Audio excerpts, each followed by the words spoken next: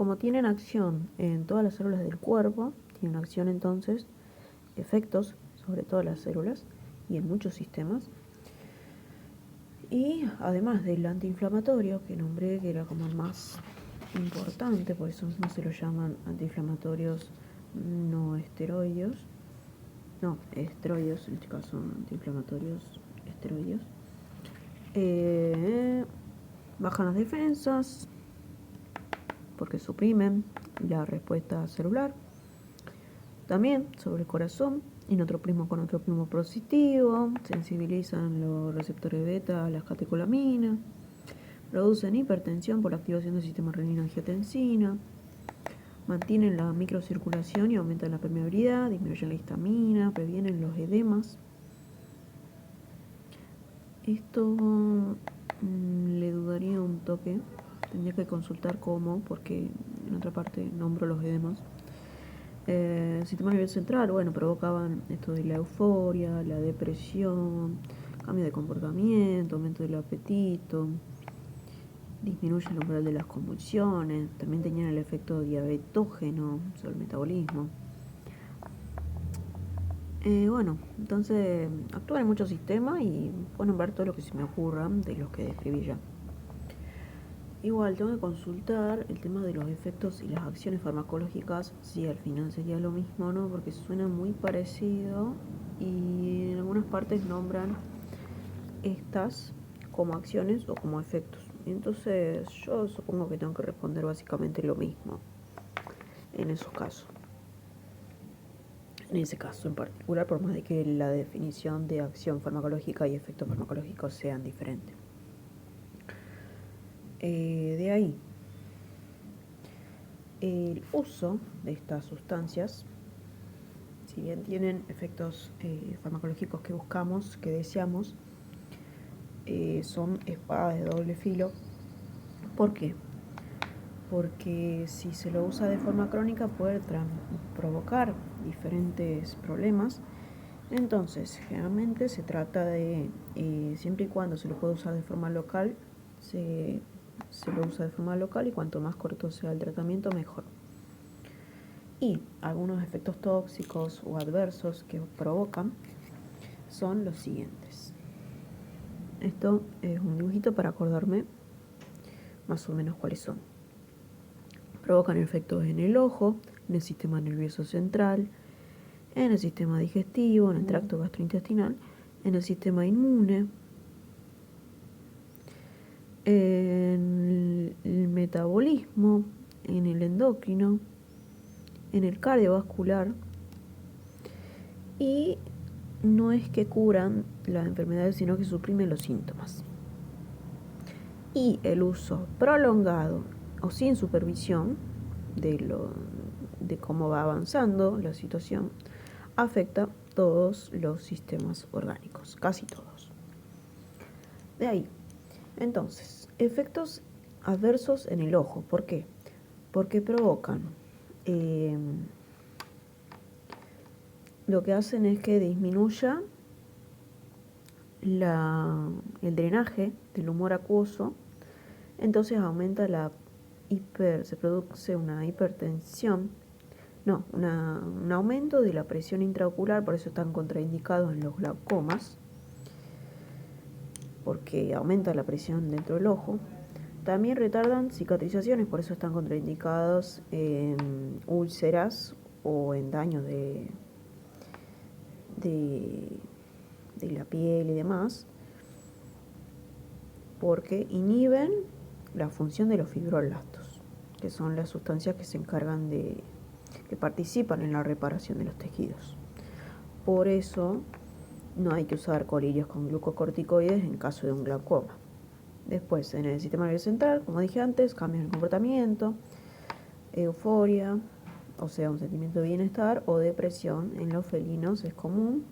Se aíslan, están irritables, pueden volver agresivos. También aumenta el apetito y eso puede llegar a provocar que engorden. En el tracto gastrointestinal provoca un aumento de la acidez, entonces eso lleva a producir erosiones o úlceras gastrointestinales. Al sistema inmune le baja las defensas, debido a que tenían una supresión de la respuesta inmune celular, produce linfoleucopenia, o sea, linfopenia de linfocitos B y T, y también inhibía la función y la síntesis de determinadas interleucinas que, bueno, participan en la respuesta inmune. Y entonces esto hay que tenerlo en cuenta en infecciones. Y a ver si hay algo más. Y bueno, esto no siempre era malo, pero por ejemplo en una infección bacteriana sí es un efecto colateral que es indeseado. Y es común combinar los AIES con antibióticos, por ejemplo. Eso sería lo ideal. Y bueno, por eso está contraindicado en infecciones bacterianas, infecciones virales, en enfermedades inmunosupresoras, porque si ya hay una supresión del sistema inmune y lo suprimimos más, eso puede provocar un riesgo para el animal, o en vacunaciones y micosis.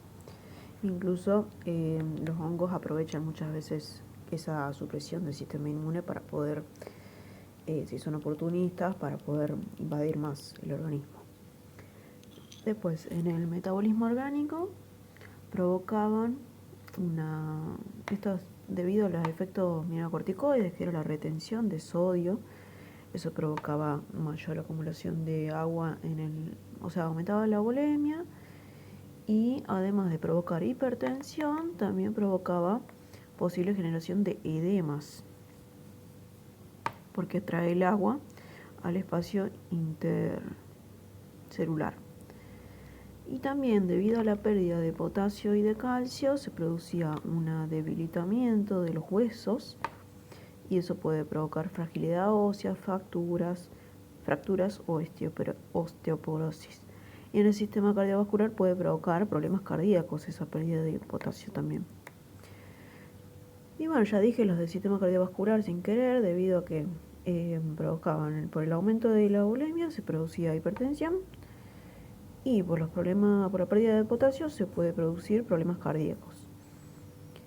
Después, efectos endocrinos suprimen la síntesis y liberación de varias hormonas, entre esas el más repetido de este tema es la supresión del eje cuando administramos estos AIE.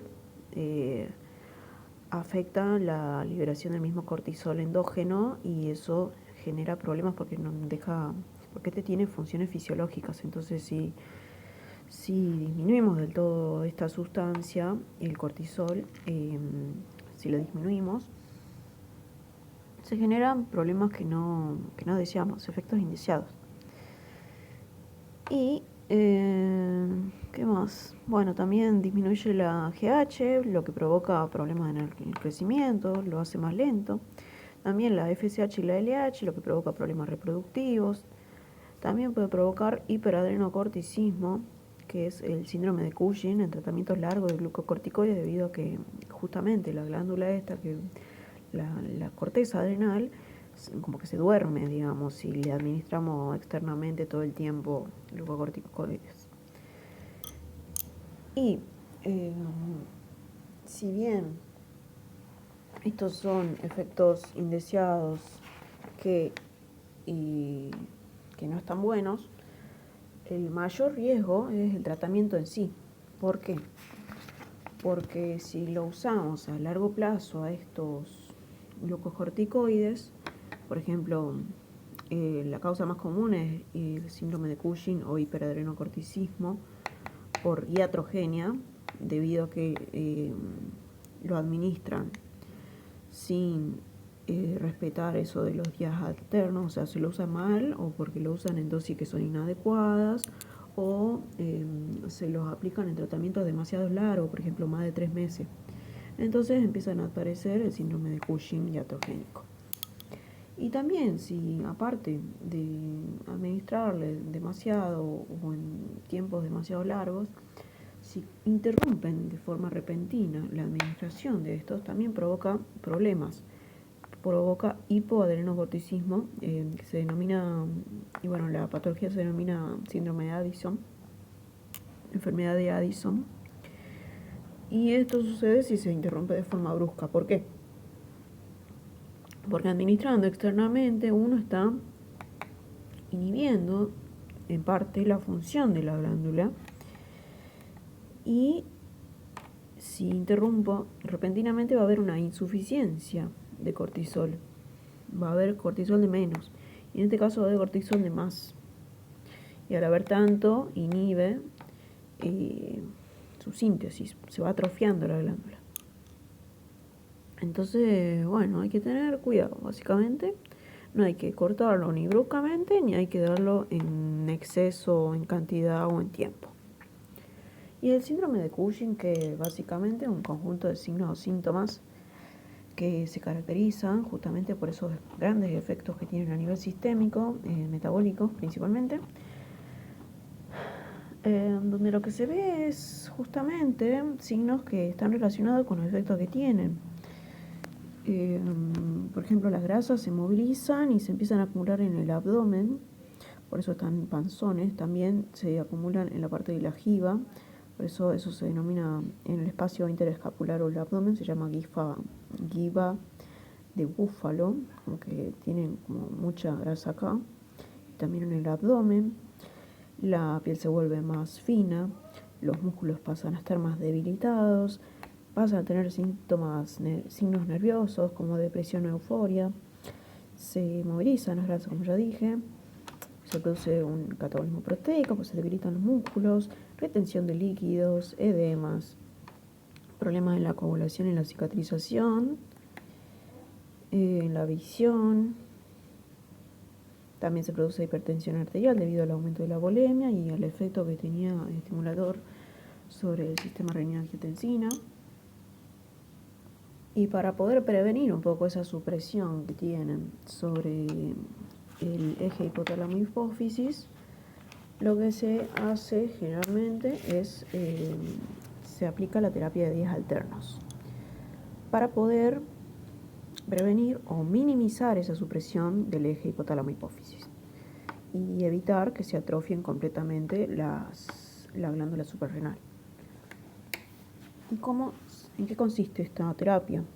Consiste en darla un día sí, un día no, y administrar el fármaco una vez al día en los momentos donde el hipotálamo está menos sensible a la retroalimentación negativa, o sea, cuando hay menos concentración de colesterol, se lo da antes entonces de que aumente, de que suceda el pico natural, para poder imitar un poco la fisiología.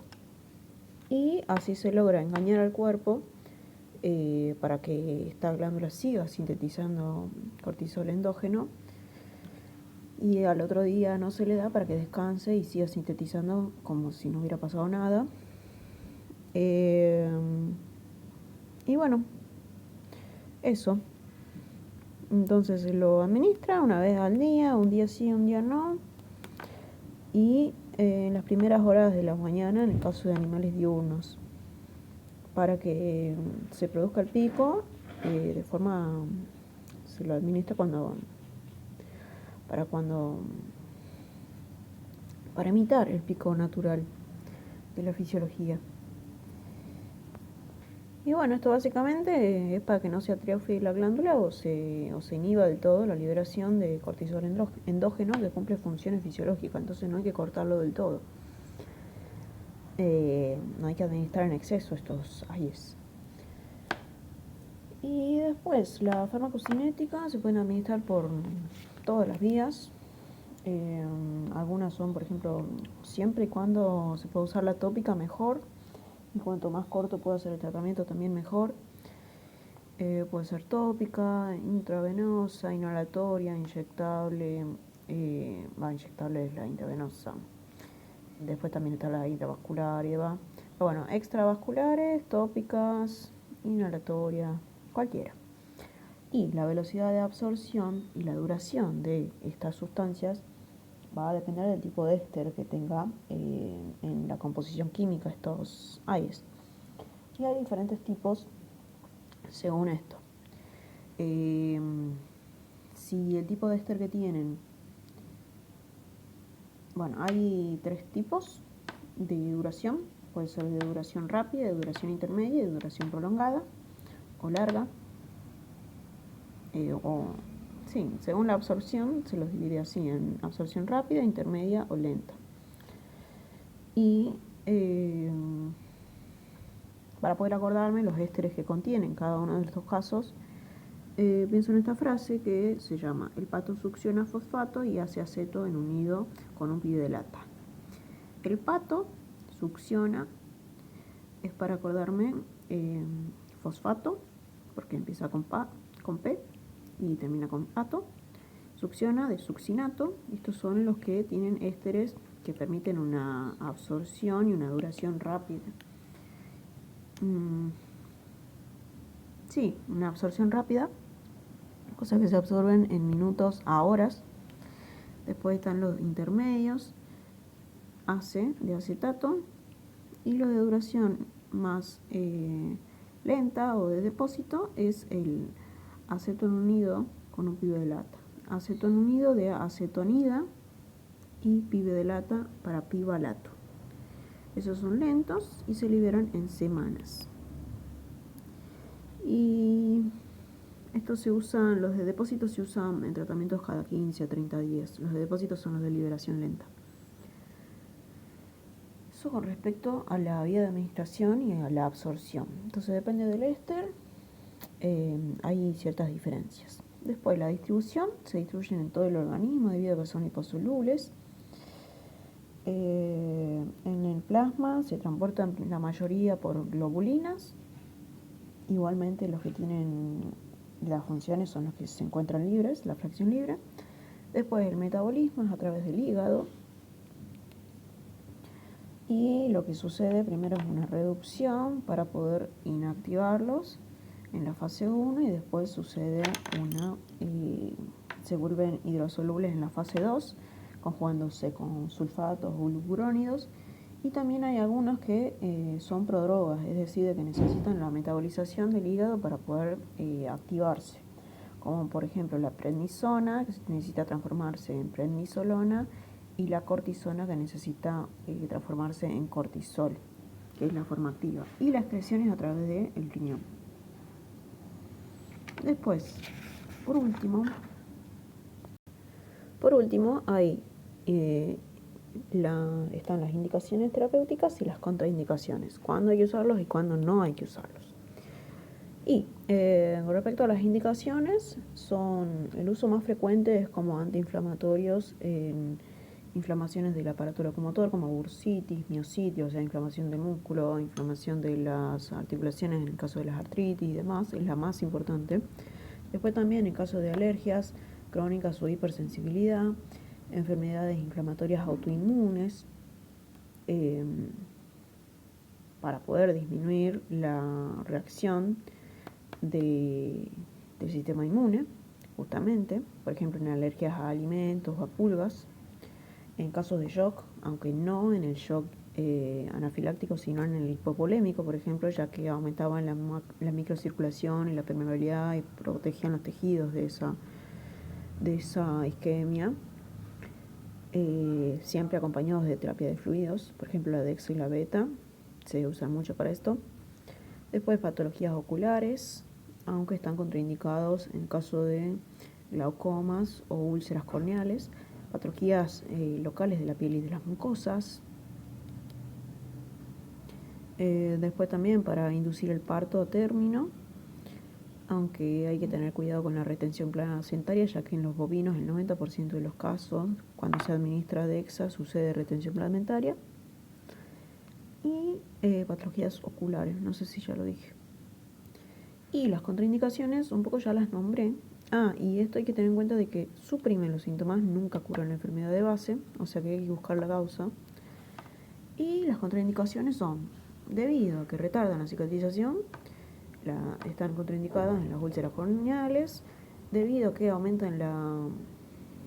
disminuyen, digamos, el drenaje del humor acuoso y aumentan la presión intraocular, están contraindicados en glaucomas, debido a que suprimen la respuesta del sistema inmune, están contraindicados en infecciones bacterianas fúngicas sin antibiótico. Y como tienen efectos teratógenos y abortivos debido a que se pueden inducir incluso el parto para eso en caso de las indicaciones, están contraindicadas en hembras gestantes que queramos todavía mantener el embarazo. Y en shock anafiláctico debido a que su acción es lenta, entonces en ese caso se usan más otras sustancias.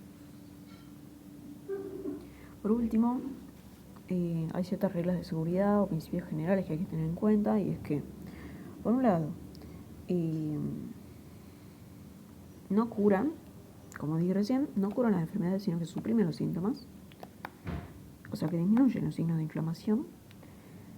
Después también, en tratamientos cortos hay que usar dosis altas, en tratamientos largos se usan dosis más pequeñas. En la preñez hay que tener cuidado debido a que tenían efecto teratógeno en el primer tercio de la preñez y que tenían efecto abortivo. La cicatrización hay que recordar que provocan lo hacen más lenta, aunque no siempre es malo. Y a veces es lo que buscamos en procesos cicatrizales. Después, acción antiinflamatoria es muy útil en las inflamaciones crónicas también. Y después, en enfermedades infecciosas hay que tener cuidado, siempre con antibiótico en caso de que haya una infección bacteriana. La vía de administración y el éster van a determinar cuál conviene elegir. O sea que según el efecto que yo busque, conviene elegir de duración prolongada, o de duración larga, o de duración corta. Y siempre que sea posible hay que usarlo de forma local. Y eso es todo por ahora.